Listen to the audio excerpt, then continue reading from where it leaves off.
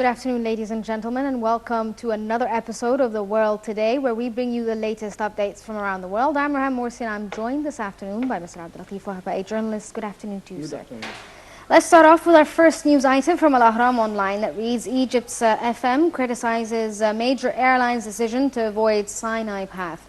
The news item itself reads, Foreign Minister Sameh Shoukry criticized German carrier Lufthansa and Air France, as well as KLM's decision to avoid flying over the Sinai Peninsula while they wait for clarity on what caused a Russian airliner carrying 224 passengers and crew to crash in the area. Shoukry said that the decision by the two European airline companies, as well as other irresponsible, and leads to assumptions that there were other reasons besides technical faults behind the plane crash. Lufthansa has less than 10 flights a day crossing over the area. The spokesperson for both airlines said on Sunday that the decision is a precautionary measure until it is clear what caused the crash. However, Russian officials insist it is too early to speculate on the cause of the crash. How do you see the impact of this crash and generally on airlines? For instance, KLM and other countries, other airline carriers have decided to change their routes. Will this affect business in Egypt? Yeah, of course, especially as you know that all the Egyptians, especially Minister of Tourism and the tourism sector, expected that the accident will leave a negative impact upon the Egyptian tourism. But some airliners and the companies declared, as you said, they changed their route to the Egyptian destinations, and also they will avoid Sinai Peninsula. But I think this is a pre-decision. Isn't this jumping the gun, though? I mean, this wouldn't have happened if a plane crash had happened in any other country. Yeah, but I think they must wait until the result of the investigations declared, because the Russian officials, I mean the Russian Minister of Transport and Emergency Affairs Ministers, even the official of the Russian company itself declared that they can't believe,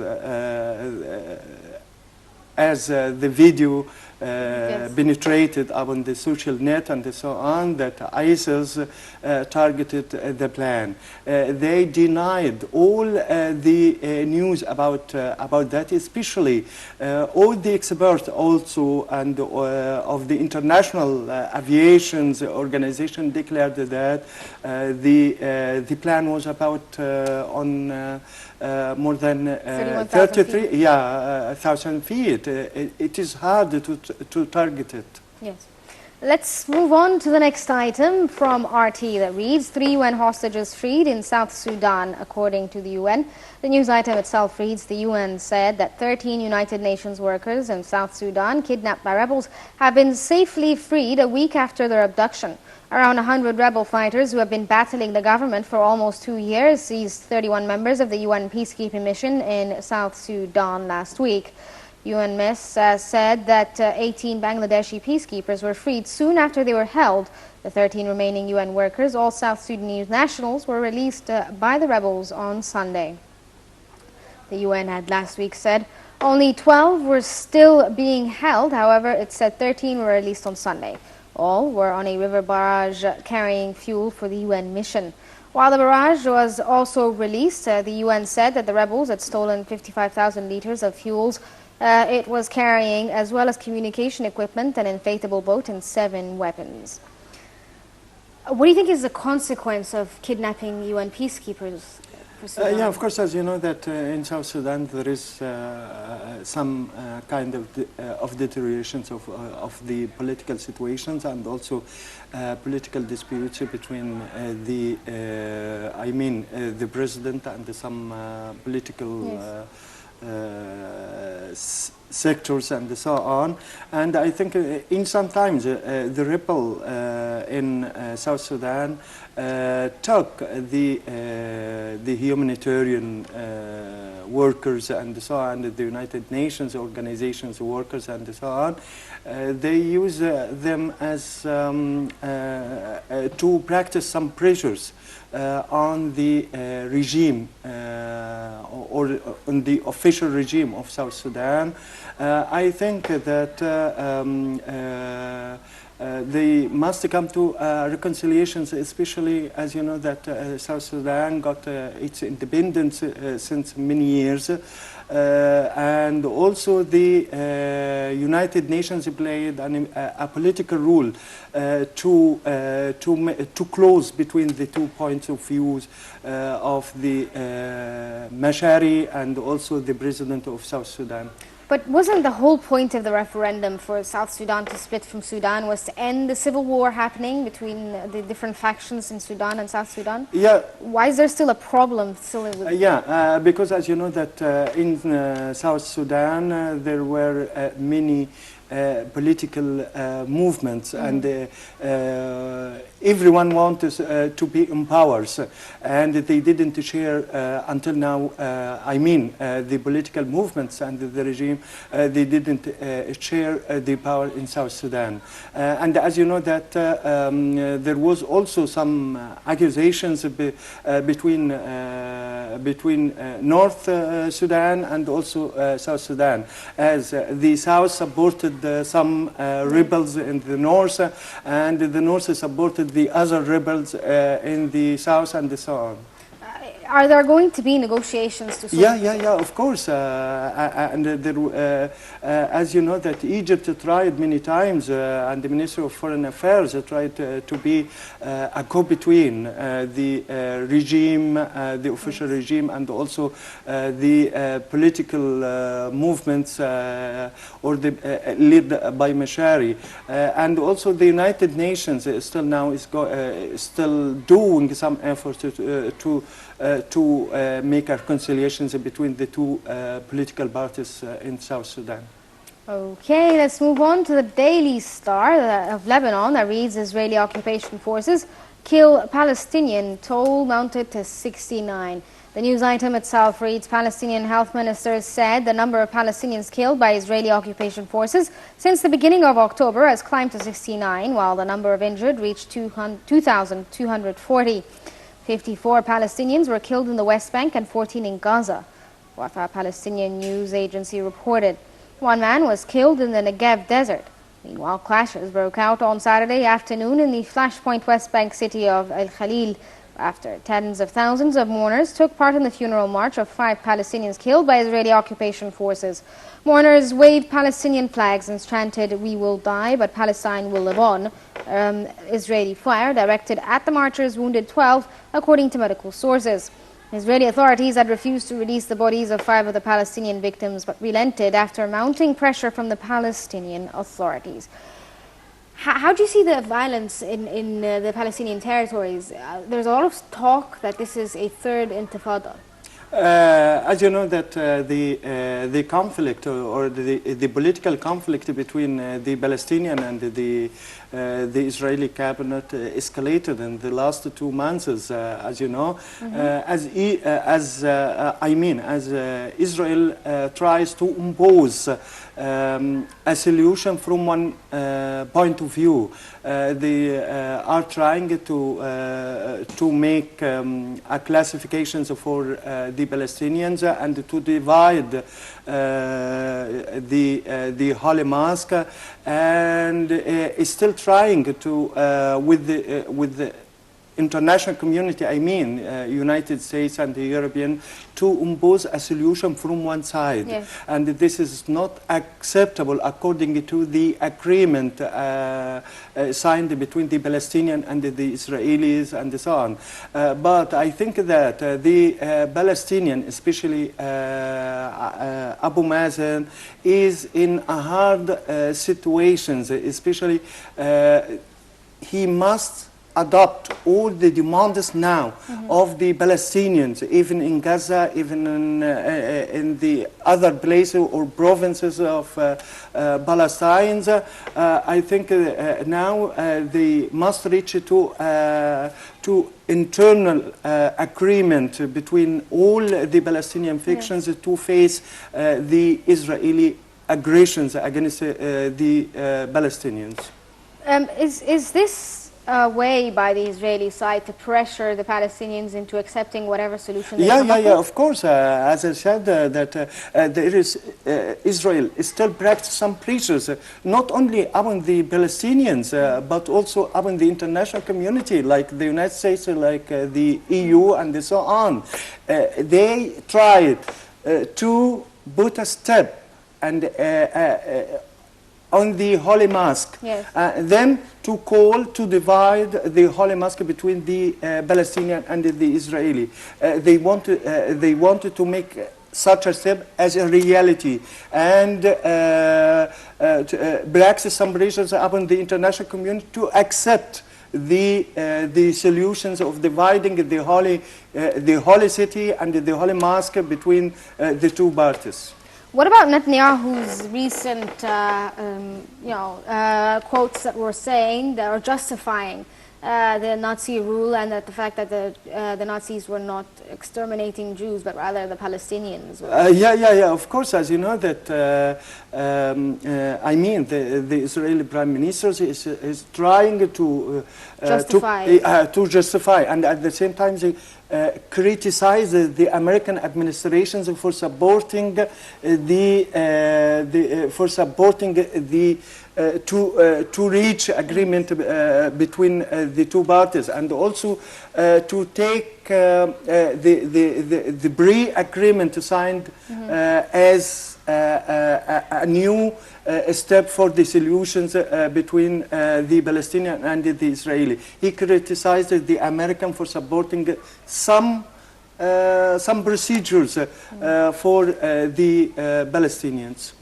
Okay, let's move on to the Global Post that reads, Iraq Parliament pushes back against Prime Minister over reforms. The news item itself reads, the Iraqi Parliament pushed back against Prime Minister Haider al-Abadi's execution of reforms to curb corruption and streamline the government, issuing statement rejecting any assertion of its powers.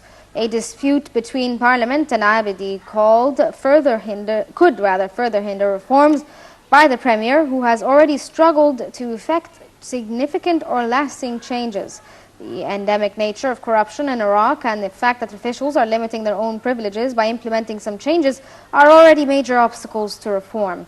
Parliament denies the delegation of its legislative powers to any executive side and calls on authorities to abide by their work according to the Constitution. The statement did not name Abadi and insisted the Parliament supports reform efforts begun by the Premier in response to widespread popular anger and government that led to weeks of protests in Baghdad and the south. The situation in Iraq is very complicated, but there are a lot of analysts that believe that the reason why a faction such as Daesh is being able to take control of such large areas of Iraq is because of the endemic corruption there. Is this correct? Capture the most, Daesh captured the most land of, or maybe the north of Iraq as the Iraqi officials are in a busy and also trying to take some steps against corruptions in Iraqi state. As you know, the former prime minister was accused of corruptions and also many officials of the Iraqi army are also accused of delivering some logistic aids to the extremists, to the terrorists, and so on. I think that now the Iraqi Prime Minister is trying to take some steps to combat, firstly, with the corruptions inside the governmental or the state organizations. As now, as you know, that Iraq the state and the wealthiest states of oil is suffered financially just now, and is trying to get some foreign loans from the IMF, and I mean they are trying to face the corruption first of all. This is a very big task. Do you think that the Prime Minister will be able to do it without the help of he faced some criticism from the political parties, but now I think he's trying to seek backing from the parliament, from the Iraqi parliament. As you know, that he needs to adjust some laws, and also to take the power to refer the official accused or involved in corruptions to the court. Okay, let's take a short break and then get back to the news items we have.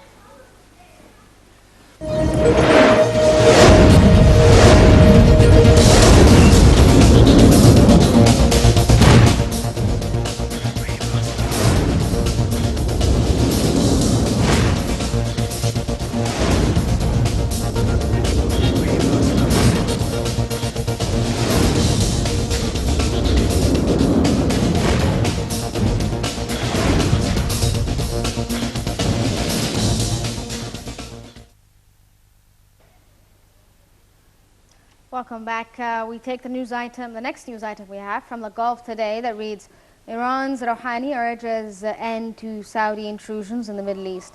Iran's President Hassan Rouhani called on Saudi Arabia to end what he called the kingdom's intrusions in the Middle East in order to allow closer ties between the two regional rivals. Shiite Iran and Sunni Saudi Arabia, the Gulf region's powerhouses, have long had an uneasy relationship and were backing opposing sides in the conflict in Syria and Yemen. Tehran is strongly opposed to airstrikes in the Shia Houthi rebels in Yemen by a Saudi-led coalition, while Riyadh accuses Iran of seeking to destabilize countries with large Shiite populations, such as Lebanon and Bahrain. Iran's Deputy Foreign Minister Hossein Amir Abullan had chided Saudi Foreign Minister Adil al-Jobar, warning him not to test the limits of the Islamic Republic's patience. Iran joined talks with the world powers in Syria for the first time last week, when officials from 17 countries, including Saudi Arabia and the UN and EU, met in Vienna in a bid to narrow the differences how to end the Syrian civil war. How do you see the Iran-Saudi conflict, I suppose? Now it's more in the open. Yeah, of course. As you know that after Iran reached an agreement with the international community about its nuclear program, Iran entered in a confrontations with some Gulf countries and also with the other Arab countries, I mean over Syria. Yes. As you know that before calling for Vienna conventions, as you know that I think Russian foreign minister declared for or urged to call Egypt, Saudi Arabia and some other Iraq and so on to attend the conventions over Syria.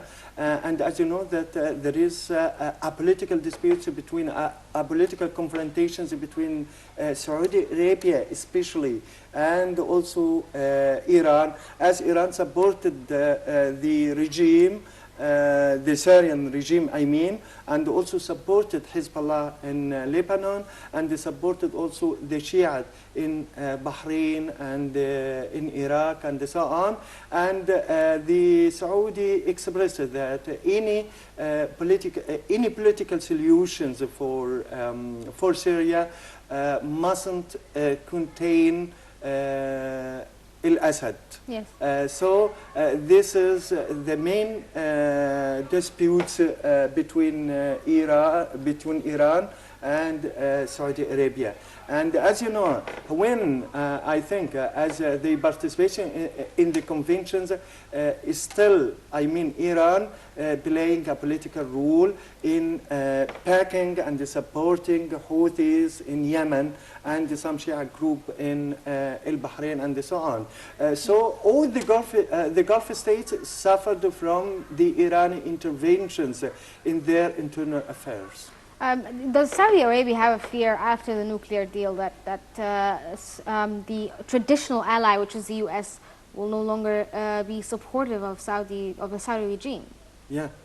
But as you know, the Saudi regime also, after signing as you remember, after signing the agreement with Iran, the American administration sent some messages for the Saudis that they are still taking some pressures against Iran, and also they still insist upon their embargo on the Iranian oil until Iran implemented all the articles of the agreement. Okay, let's move on to the next item from the Daily Star of Lebanon. That reads, Turkey returns to single-party rule after the AKP election sweep. The news item itself reads, Turks woke to a country once again under single-party rule after the Justice and Development Party regained its parliamentary majority in a surprise election sweep that strengthens the hand of President Recep Tayyip Erdogan. The AKP party, founded by the divisive strongman who has dominated Turkish politics for more than a decade, won 49.4% of the vote to secure 316 seats in the 550-member parliament, with nearly all votes counted, easily enough to form a government on its own. The result is huge personal victory for the 61-year-old Erdogan, who may now be able to secure enough for his controversial ambitions to expand his role into a powerful US-style executive presidency. Is there a fear of an autocratic regime in Turkey? Yeah, of course, that the main party in Turkey regained the power again. But how they, but how it regained the power again? Because it labeled all the political rivals and the political parties in Turkey, especially the parties which got the maybe the majority in the last or the Kurdish majority, the Kurdish majority in the parliament. They labeled them as a terrorist group and so on. As they the main Turkish party regained the power, I think Turkey will go again in a new wave of terrorism, especially from the Turks, from the supporter of Abdullah Öcalan and so on.